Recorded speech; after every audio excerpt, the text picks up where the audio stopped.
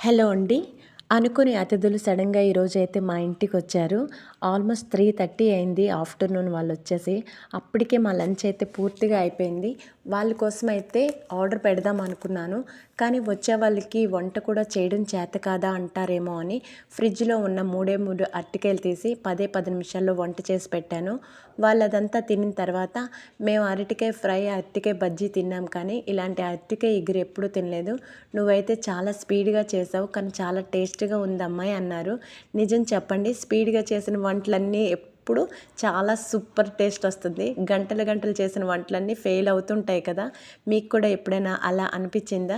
సరే, ఇక ఈ అరటికాయ ఇగురు ప్రాసెస్‌కి వస్తే చాలా సింపుల్ అండ్ ఈజీ. ఇంకా ప్రాసెస్ విధానంకి వస్తే బాండి పెట్టి ఆయిల్ వేసి ఉల్లిపాయలు, పచ్చిమిర్చి, జీలకర్ర, టమాటా ముక్కలు అన్నీ వేసి బాగా మగ్గించిన తర్వాత కట్ చేసిన ముక్కలన్నీ అరటికాయ ముక్కలు అందులో వేసి ఉప్పు, కారం, ధనియాల పొడి అన్నీ వేసి కొంచెం హాట్ వాటర్ వేసి మగ్గిస్తే సరిపోతుంది. చాలా టేస్టీగా ఉంటుంది. ఎప్పుడైనా మీకు వీలైతే ట్రై చేయండి.